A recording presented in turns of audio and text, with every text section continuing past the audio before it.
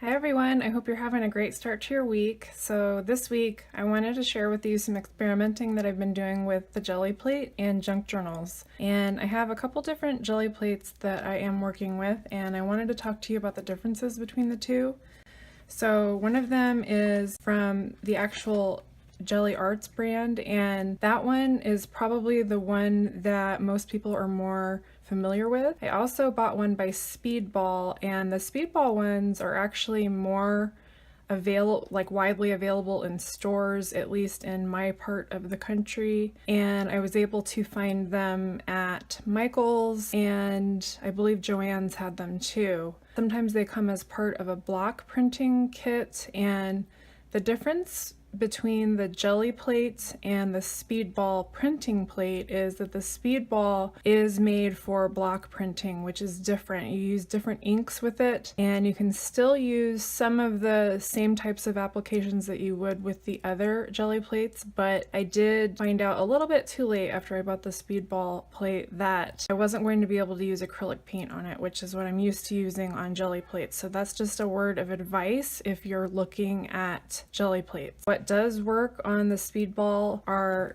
which is a nice substitute for acrylics, is tempuras, and these are actually a lot of times less expensive than acrylic paint, even less expensive than craft acrylic paint.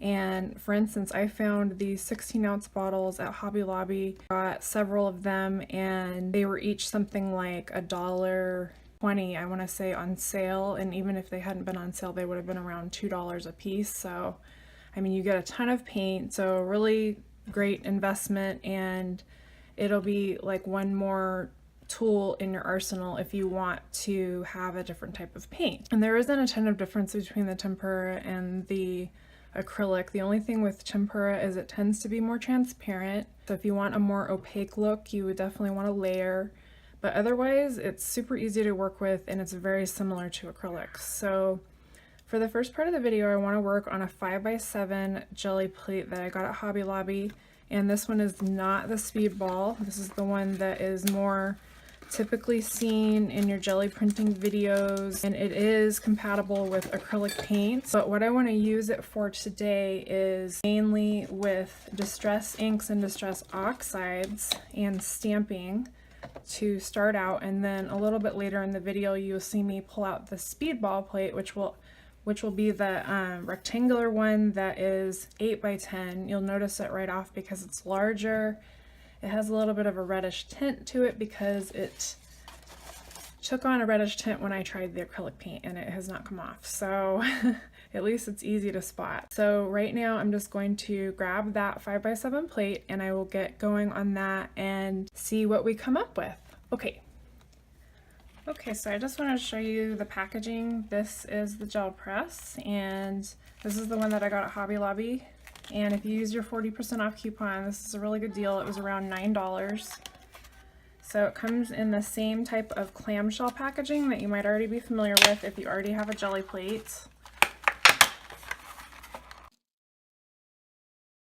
And it just comes between two sheets of plastic.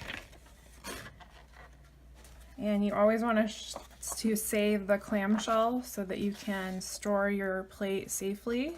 And here's some instructions. So as you can see, this is a good size for a single page that would go in a junk journal. So I'm just going to peel away one side of the acetate here.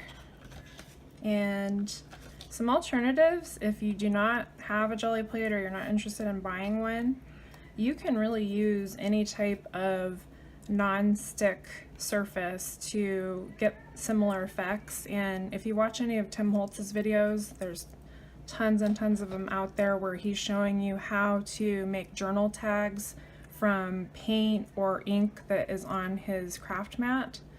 It would be a really similar process to use a page that's going in your junk journal versus a tag. So a lot of the techniques that he demonstrates will apply the same way, and you could do that on something like this, a glass media mat. You could do it on a silicone craft mat.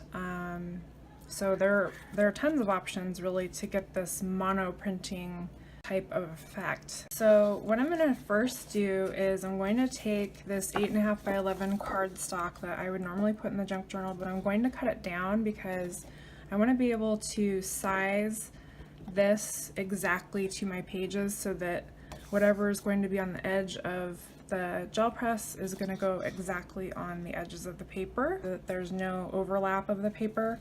This is a little bit smaller of a size. I normally work with roughly 8 by 5, so this is going to be 7 by 5 paper because that fits the size of the gel press. So I'm just going to get my paper trimmer and trim that up very quick. So I've just trimmed down 5 sheets here, and once I fold them, they will exactly make 5 by 7 junk journal pages. And then of course you can always save these extra clippings and they would make great belly bands. You can emboss these, you can do all kinds of stuff with these.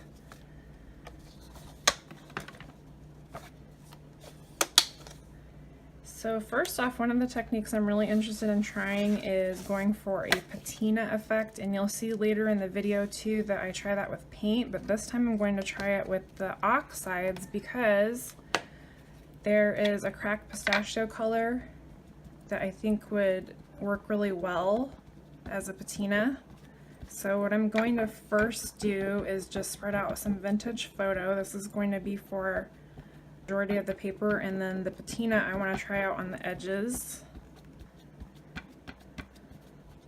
And don't worry if the ink doesn't look like very much on there. You're actually getting quite a bit on there, and if you've worked with water reactive inks before, you know that once you start to add water, it will definitely increase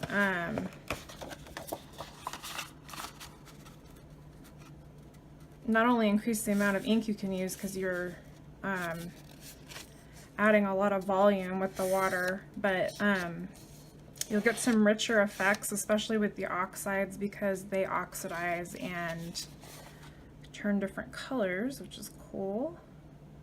So I'm just going to lay my paper down like that. And you can always use your hands or a brayer. I like using the brayer. It's a lot of fun for one thing, and also it's pretty concise. Okay, so there is our Distress Oxide and Vintage photo, and then I'm just going to add some water droplets and see what happens.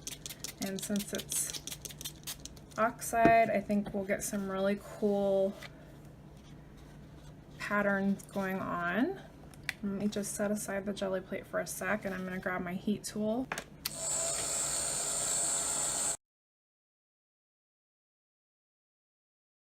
So here you can see where those droplets are, where it oxidized, and it's a little bit of a lighter shade of brown.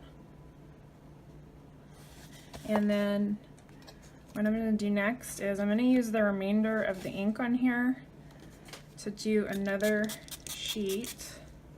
This actually came out really dark, so I'm hoping to get somewhere in the middle here, or just like a lighter effect on this side.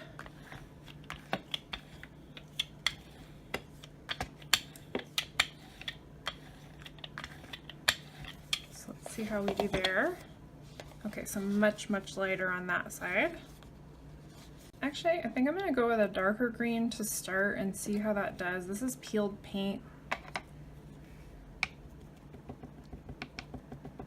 And then I'll add the cracked pistachio on one of the pages, but I'm curious with the peeled paint just because it does look more vintage than the cracked pistachio. The pistachio is a much brighter green. Of course, whatever you do here is experimental. I mean, you can layer, and if you don't like what you're getting, you can always layer on top of it. I'm going to take the lighter side of the sheet and line that up as carefully as I can here, so I get all 4 edges.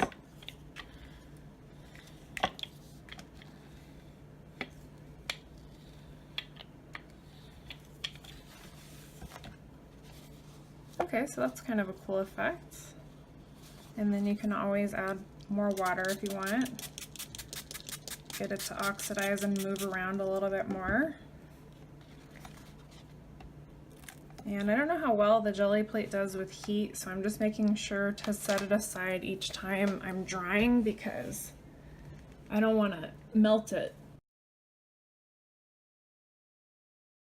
So before I move on to paints, I want to go ahead and use the different ink that I'm going to be trying out. So this is Versa Magic.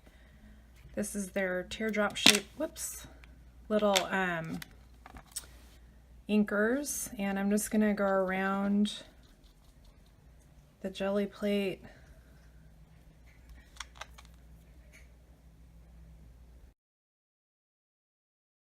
Shades to see if I can get still a vintage looking print, and I'm just going to add some water too to help that get onto the paper. And I'm using my really dark vintage photo page.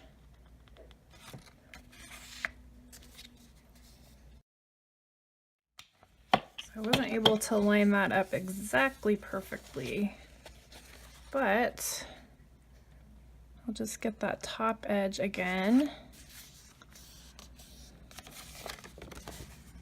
Okay, so it's very subtle, but you can see a really light, almost ghostly green ink on there. And now I'm going to try taking a new sheet, and since the first time when we used the vintage photo I had way too much ink on here, I'm just going to lightly pat some of the ink on there and then saturate it a whole bunch with water and use the brayer to get rid of the square shapes. So I'm thinking this will have more of like a droplet effect.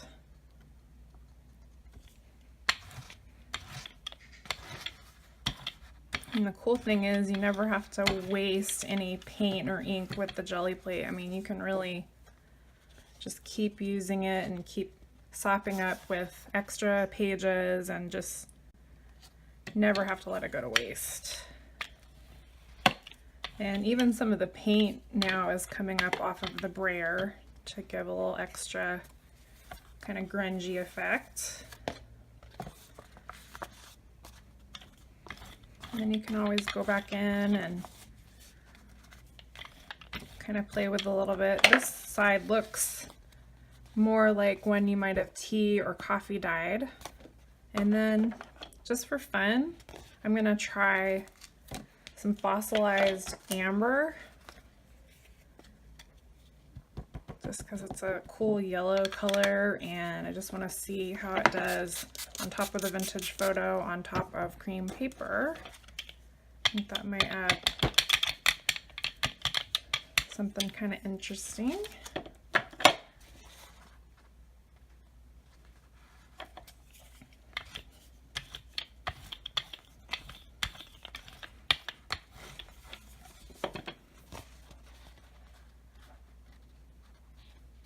So pretty cool. I'll have to see what that looks like when it's dry. It might look a little different, but I'm just going to sop up some of the extra ink on the mat here.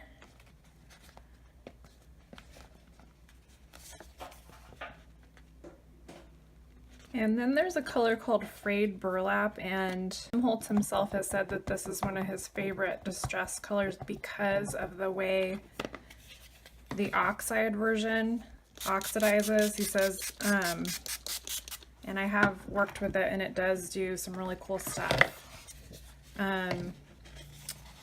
It tends to have a little bit more variation once it oxidizes than a lot of the other colors. And the other one I believe that has some really cool variations is Seedless Preserves, which I do not have, but I saw on camera what he did with it and it was really cool. So that's what it looks like wet. And then while the jelly plate is still wet,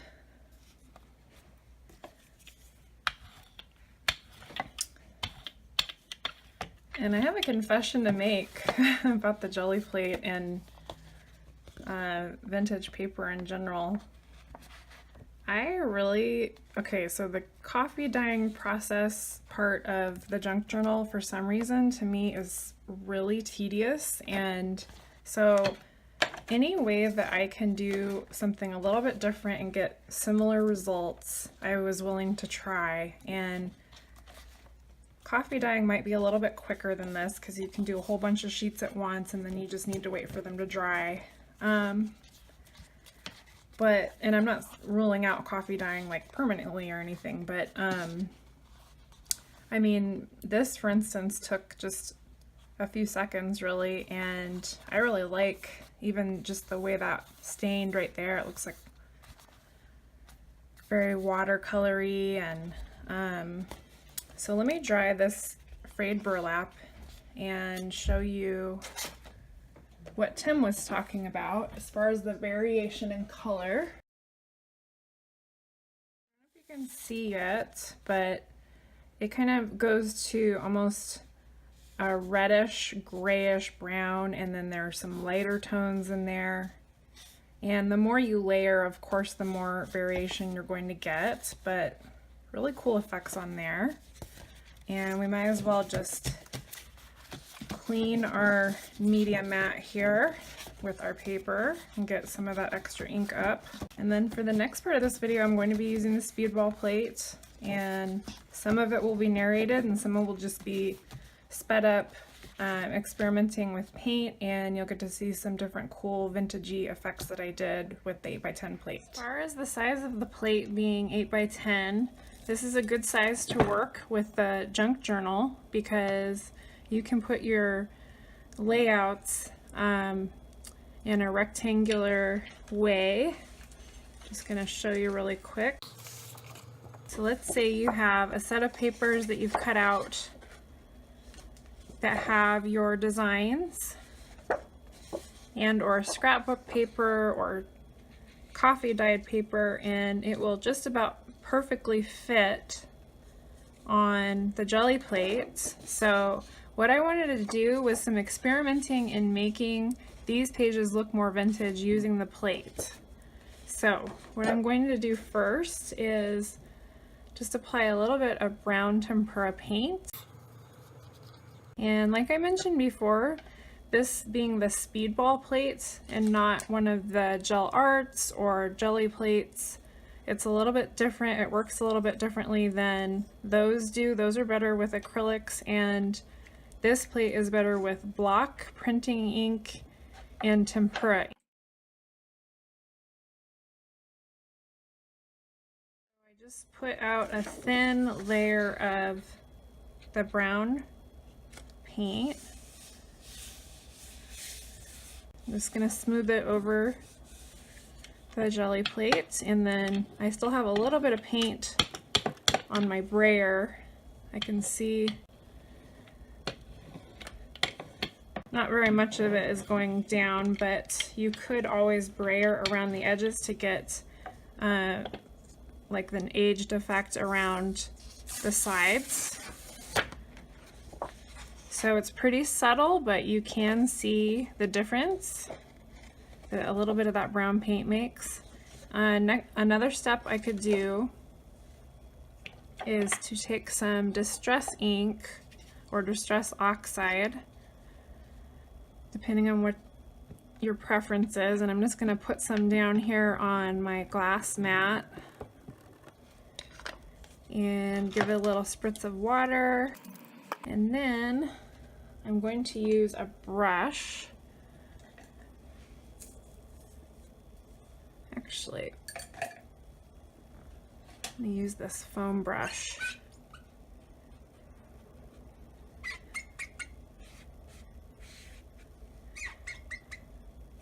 If I completely clean off my plate again and make it free of paint,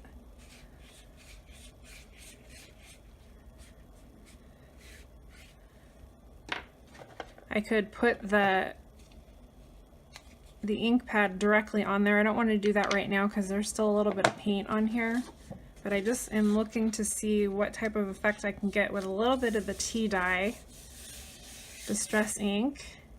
And now I can go around these edges now that this has ink and paint on it.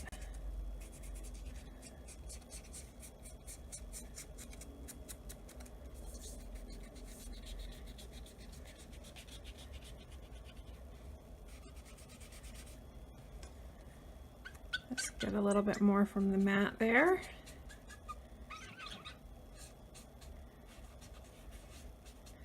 It's always nice when you can use up as much of your product as possible.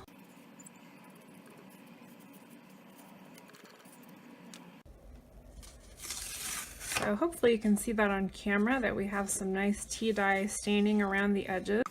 And then if you flip it over, you can see the tea dye along this side of the paper.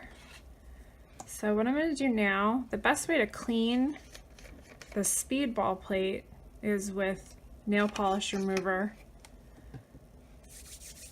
As for the jelly plate, if I remember correctly, it's actually better to use hand sanitizer or rubbing alcohol. For whatever reason, the way this one is formulated, it's best to use nail polish remover. I'm going to get that as clean as I can. And now I'm going to try putting the distress ink directly onto the mat. And I'll try to vary it up a little bit as far as which direction I'm turning it, so that the marks are not super obvious where the squares are. And then I'll go up high with my mister here and give it a few mists. And now I'm going to take another sheet. This one has some music printed on it, like a music sheet. And we'll see how this one does. So here's how that one came out, really cool. And even though you can still see some of the square imprints here, it still, I think, has a really neat effect. And it definitely looks more antique than it did before.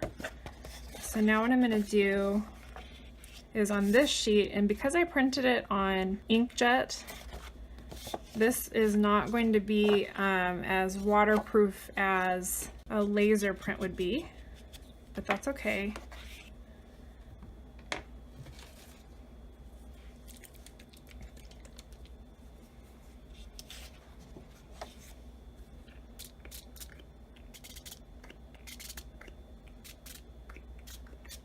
And now I'm just spraying directly onto the paper with, this is Lindy Stamp Gang. There's still a little bit of the mica from the Lindy Stamp Gang Moon Shadow Mist, but I filled it with coffee grounds and water. And it makes a great little ink spray. Oh, I can really smell the coffee too.